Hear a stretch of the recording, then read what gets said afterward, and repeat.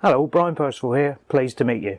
Now, if you've already seen one of these intros, they're all the same. Just go to the timestamp here to get to the content. You'll need to watch this once.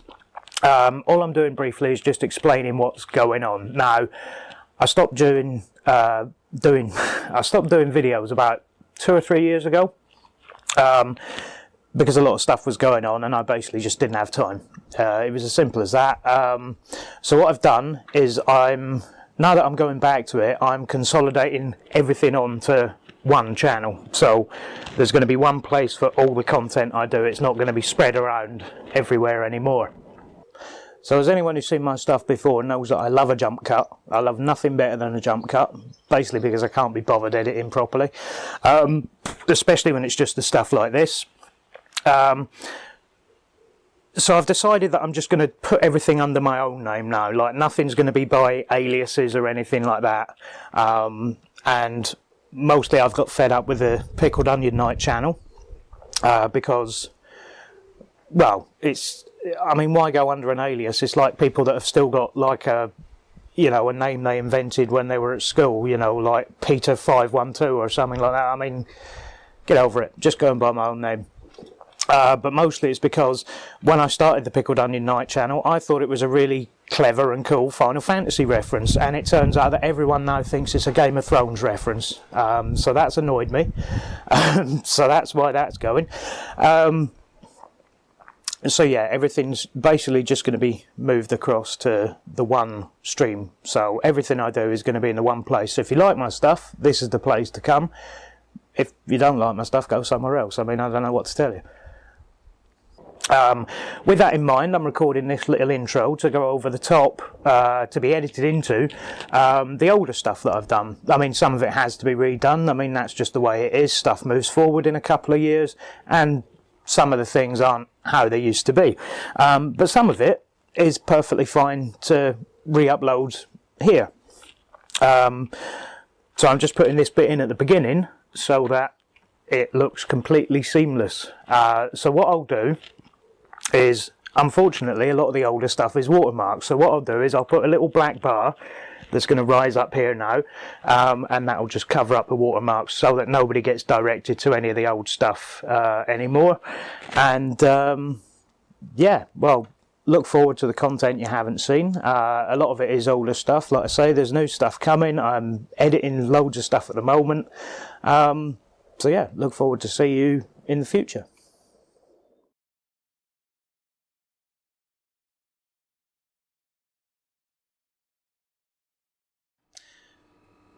Well, seeing as though the last video I did on stamps seems to have gone quite well, I thought I'd just do another quick one, just to see that it wasn't a fluke and people were actually watching it because they enjoyed the content.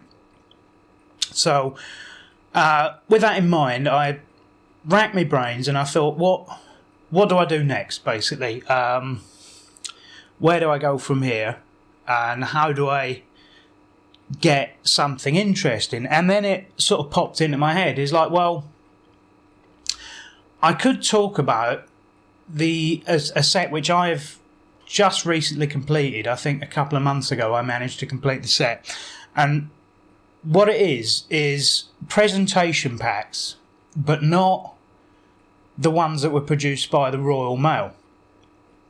So a lot of collectors, funny enough, don't know about these, because you won't find a price for them in the Stanley Gibbons guide. If you saw my first video, you'll know that Stanley Gibbons is basically the authority on British stamps. But they don't give a price for 16 of the presentation packs that are available.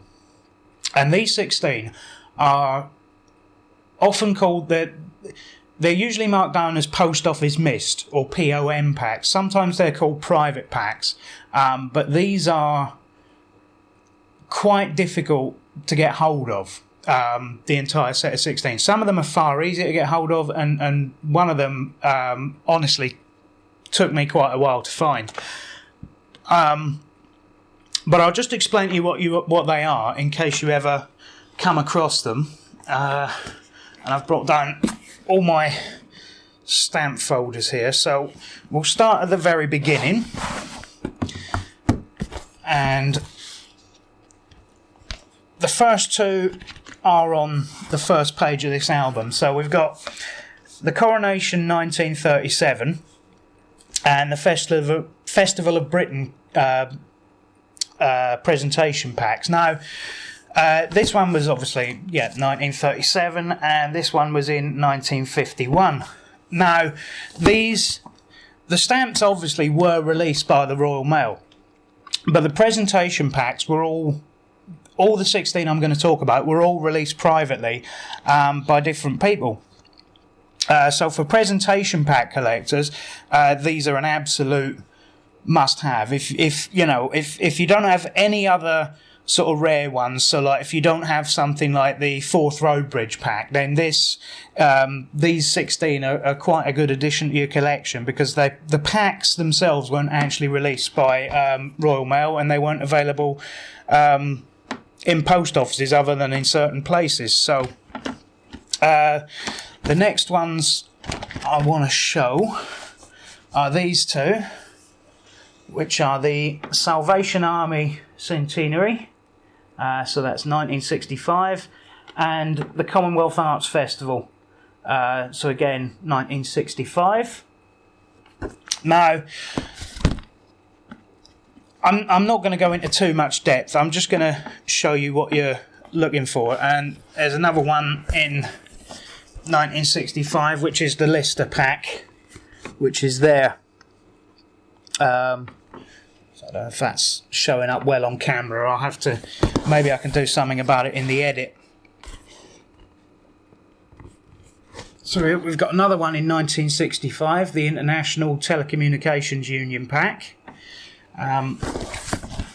That's quite an easy one to get hold of, to be honest. That's probably one of the easiest ones.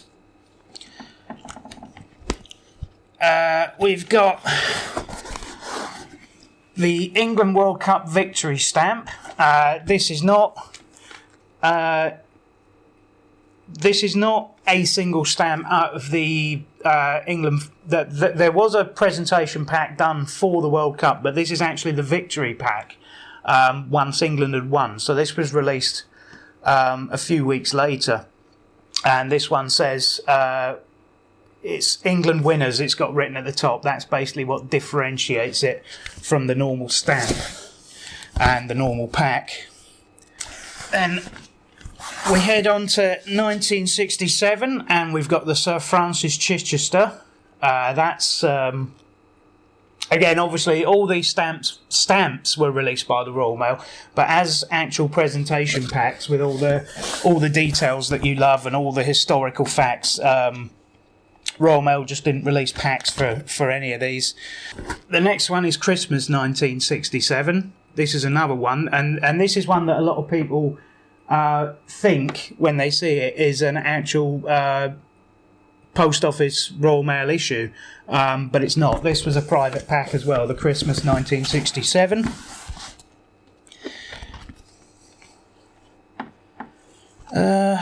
What is the next one?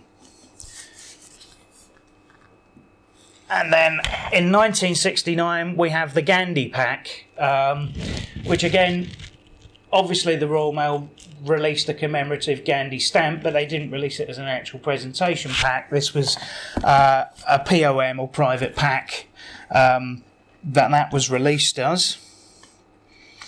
Right, so this is another one. The charity stamp, 1975, and this is also a private pack. So that's one to look out for.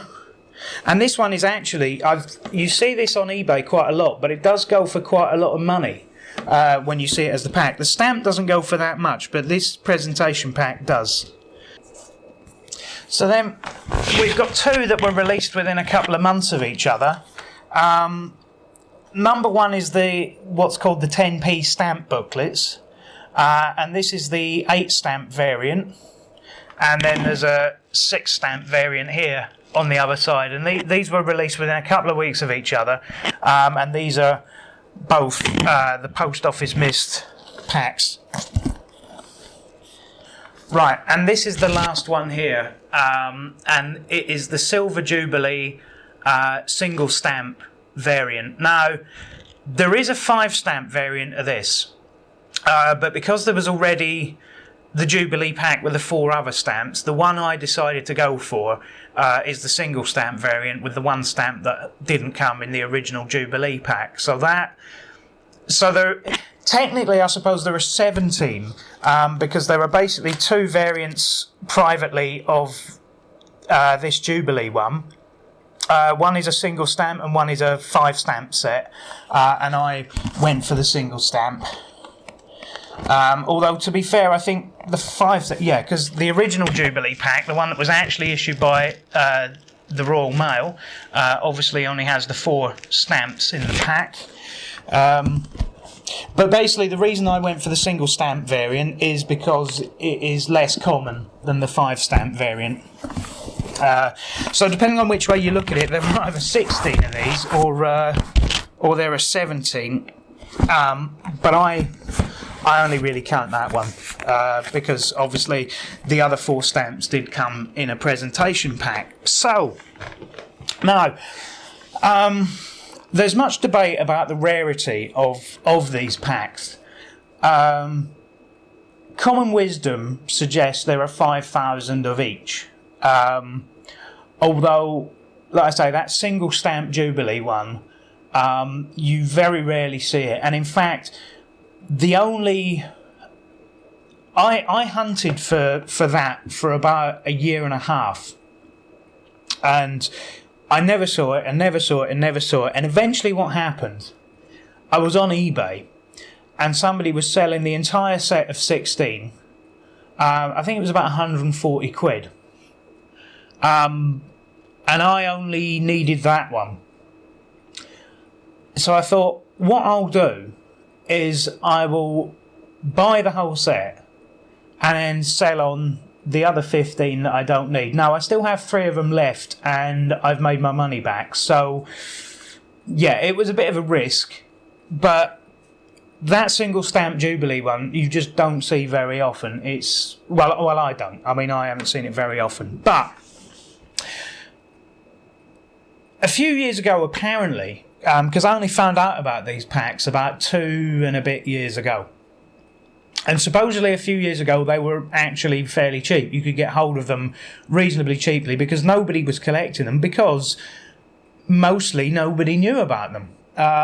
Because, like I say, there's no Gibbons price for them packs. So stamp collectors that use the Gibbons catalogue to basically price their collections, I mean, it never came up. There's no...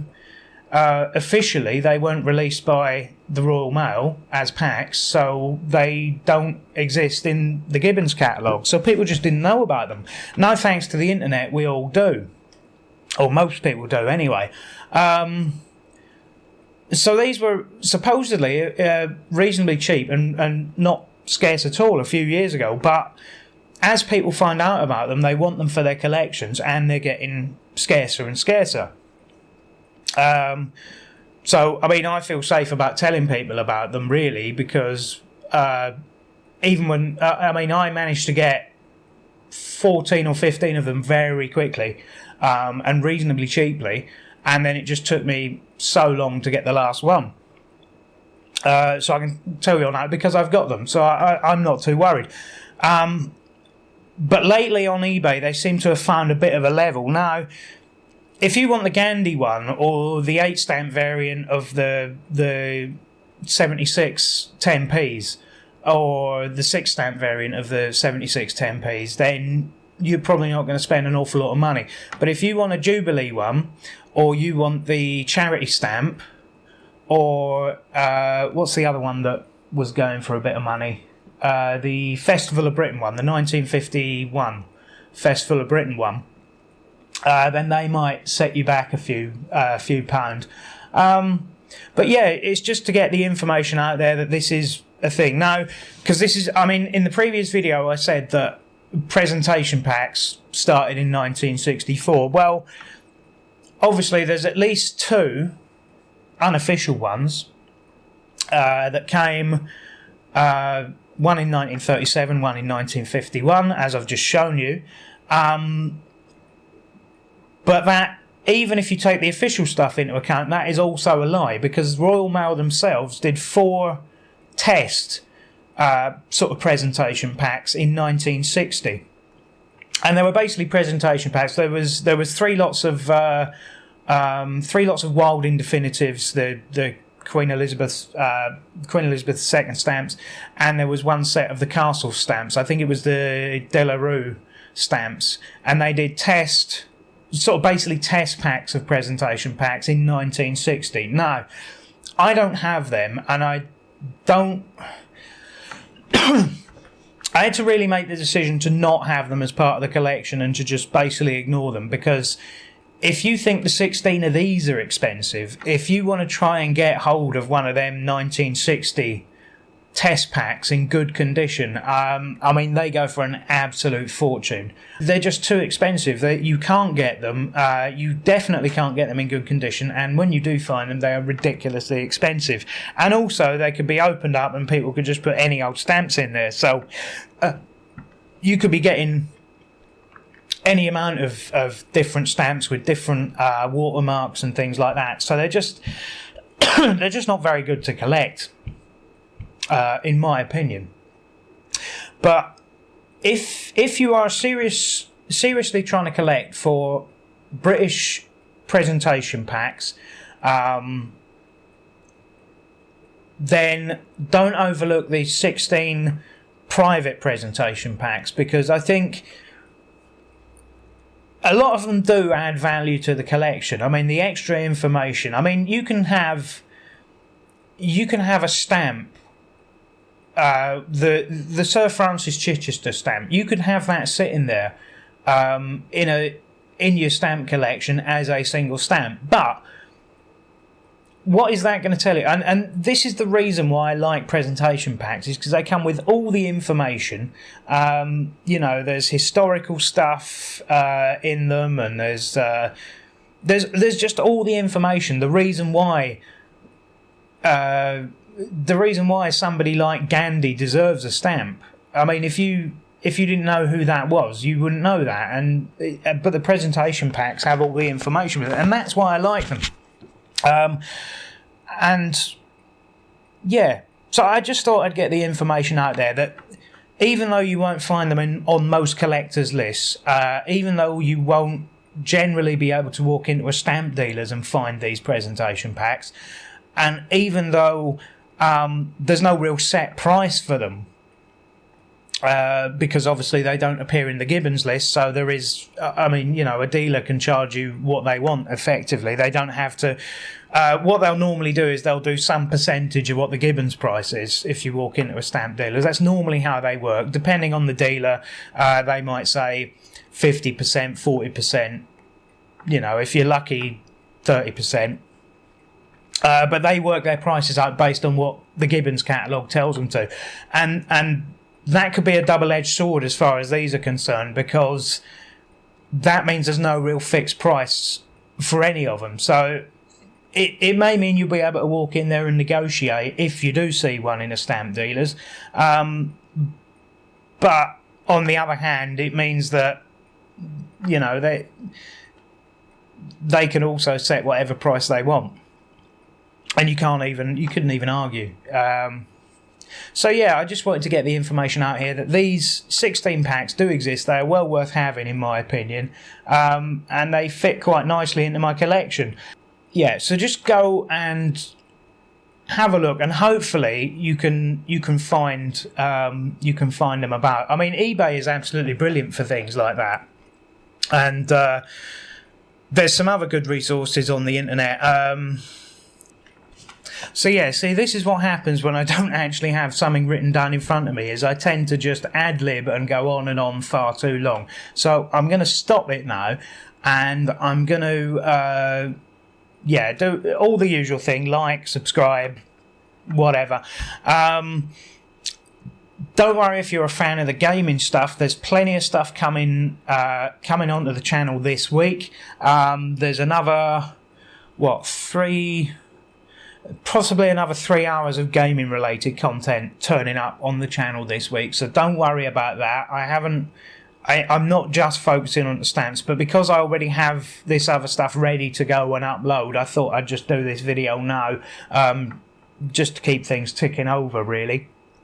So yeah, like, subscribe, Twitter, and if you do have any comments to make, so maybe there's another, because bearing in mind, there is some information on these, but there's not loads, and I've basically had to piece together the fact that there were 16. When I first found out about these post office missed packs, these private packs, I thought there were 12. Okay, that was the wisdom that was handed to me, was that there were 12 of these. I've since found out that they're, through piecing together my own research, I've since found out there are 16. Now, maybe there's another one.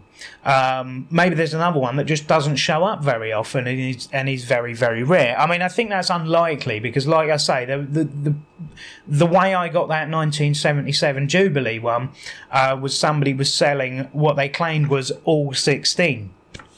So I think that's very unlikely that there is one that, two people will have missed the same one, but you never know. If there is a 17th one that I haven't picked out, then do put it in the comments, because it's not only going to be useful to me, it's going to be useful to somebody else. But as far as I know, that's it. And like I say, getting from the point of finding out about 12 and then realising there were actually 16 did take a couple of weeks of sort of research to work out what was what. So that's it. Hopefully everyone likes all the stuff I'm doing, and if it's helped you out, then I'm not looking for thanks over it, but just you'll know that you got something out of it, and that's good enough for me, really. And hopefully I'll see you in another stamp related video, or go and check out some of my other content that I've put up.